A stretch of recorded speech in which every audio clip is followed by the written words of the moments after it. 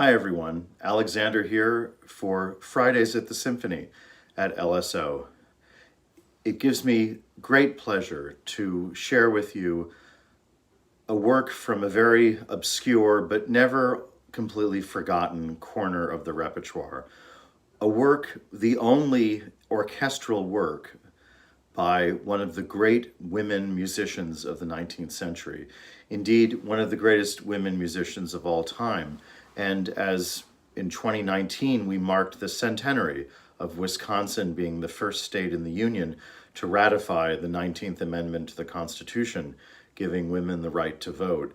It's especially meaningful for me to share with you all in La Crosse this very beautiful, very profound 25-minute work, the Piano Concerto in A minor by a then 16-year-old Clara Schumann.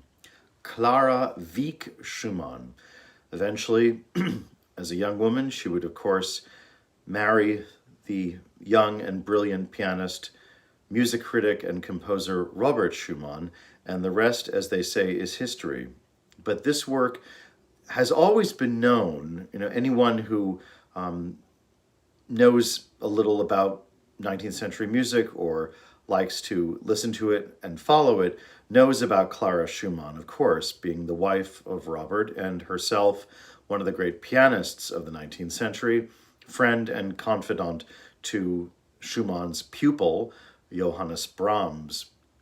But we've always known about this concerto, but it's always been kind of relegated to obscurity as kind of a second or third-rate piece that Clara wrote at some point and then has been justifiably discarded. Well, as in so much of life, the truth is far more complicated.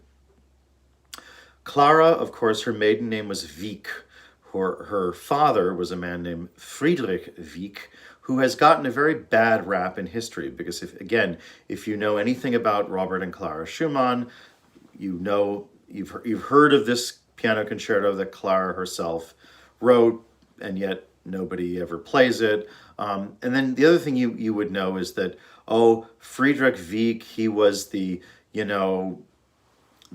tough as nails, unforgiving father who wouldn't allow Robert and Clara, their Romeo and Juliet marriage, and Robert and Clara had to leave Leipzig and kind of petition a judge in another city to allow them to marry without Clara's father's consent. Actually, I think we should all give poor Father Wienk, give the man a break, because Wienk was a self-made man. He had trained as a minister and then left that calling to be a piano teacher, a very highly regarded piano teacher, it must be said, in Leipzig, the great city in the eastern part of Germany, which was in the early mid-19th century, was then, as now, a great European musical center. Wienk worked hard and made a good living as a piano teacher and general mentor to the children of wealthy families, and he was also a piano dealer. He bought and sold pianos. And you have to remember that in the 19th century in Europe, the piano, it is not an exaggeration to say that the piano was, to 19th century culture, what the computer is to us now.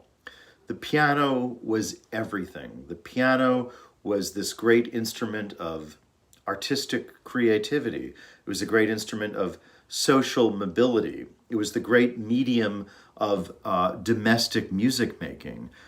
Every remotely educated person had to be able to play the piano, because there's no television, there's no radio, forget about streaming, forget about Netflix, folks, okay? You had to make your own fun. So people would sit down at the piano and play, and people would sing, or people would listen to other people playing.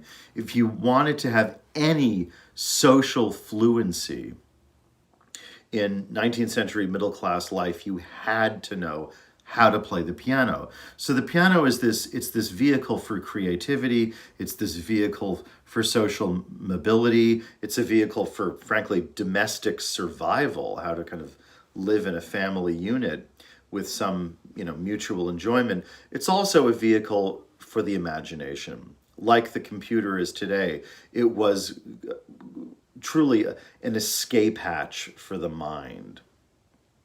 So someone who was a piano dealer was actually a very highly regarded individual in the community. And Friedrich Wieck had worked very hard to build his business. And his daughter, Clara, it turned out, was an incredibly talented young pianist. By the age of 10, she was already making her debuts in various musical capitals. By the age of 17, the Emperor of Austria had made her, there was this great tradition in the Habsburg Empire, if you were a royal and imperial artist, because of course the Emperor of Austria was also the King of Hungary. So, and that's a whole other subject about.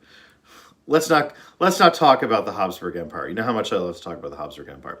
But the Emperor of Austria was Emperor of Austria and King of Hungary. So the greatest thing you could achieve as a musician on the continent was if you got the imprimatur of the Emperor of Austria as a royal and imperial virtuoso musician.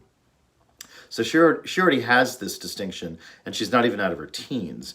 And meanwhile, a young, brilliant, gifted, intense, and it must be said, even then, emotionally unstable pianist and composer and writer named Robert Schumann starts taking up lodgings in Friedrich Wieck's home. This is the other thing that happened. Like, again, we're all feeling these pressures now because of coronavirus, but people, middle class people, upper middle class people took in lodgers all the time. This is what everybody did back in those days. So Schumann is a lodger in Clara's father's house.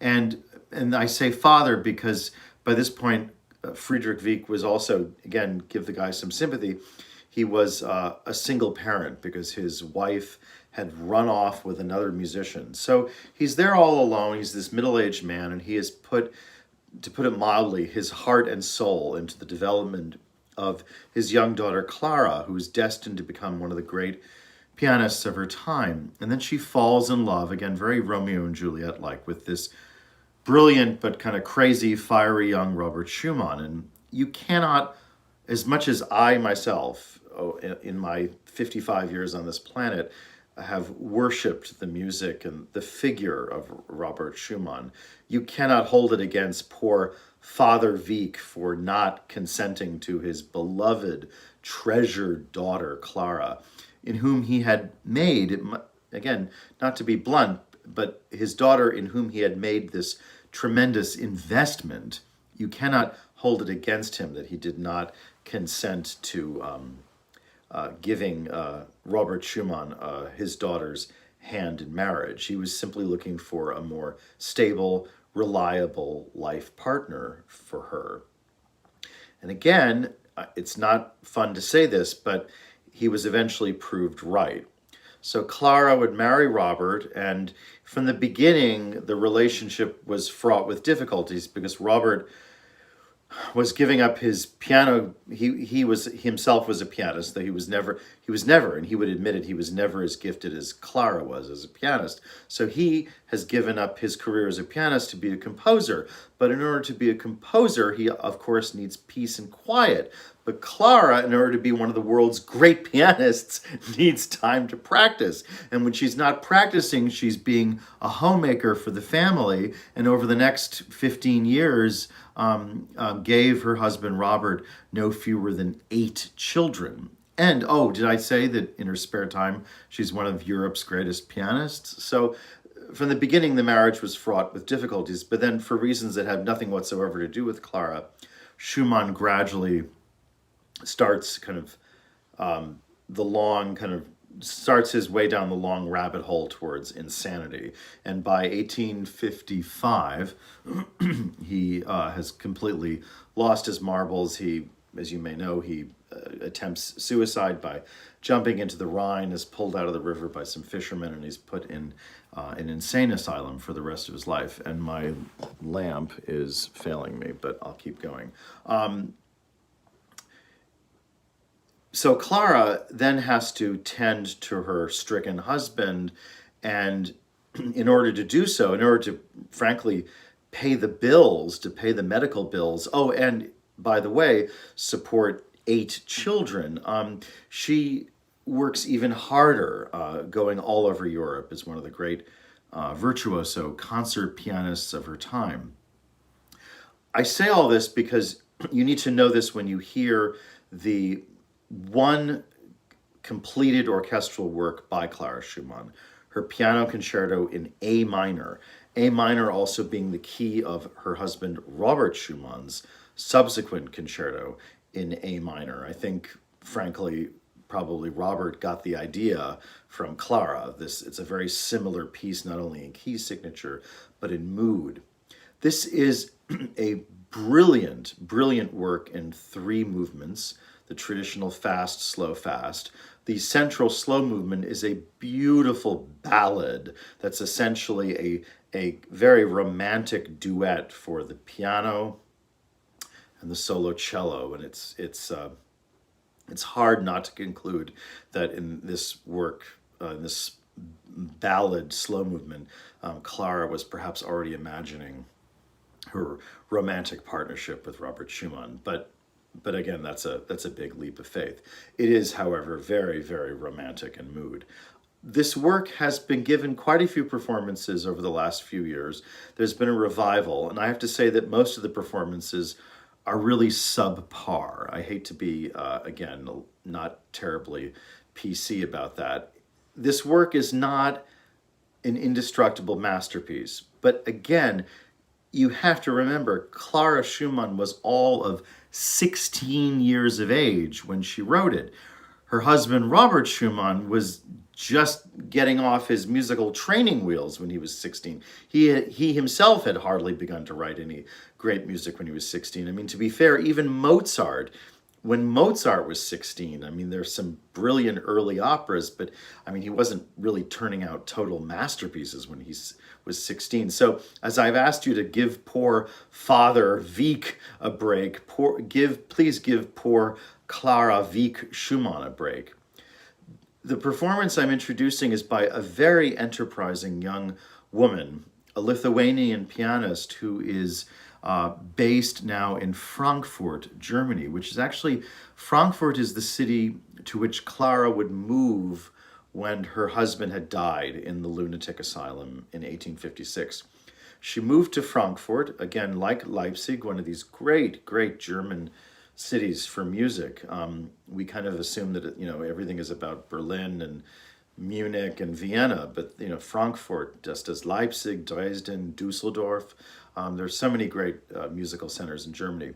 And she moved to Frankfurt and she taught at the Hoch Conservatory. There was a Dr. Hoch, H-O-C-H, not as in high school, but Dr. Hoch was the founder of this conservatory. She taught there for many, many years, and again was a sought-after teacher by young pianists literally all over the world, because by her middle age, there was a steady stream of young pianists and composers who were coming from America to study with her. That's a whole other story. But she taught and lived in Frankfurt and for many years, and died in the 1890s. And it's commonly accepted that her death in, I think it was 1896, was really the last shoe to drop for the aged Johannes Brahms. And again, Clara Schumann and Johannes Brahms had a very long and profoundly devoted and complicated friendship. And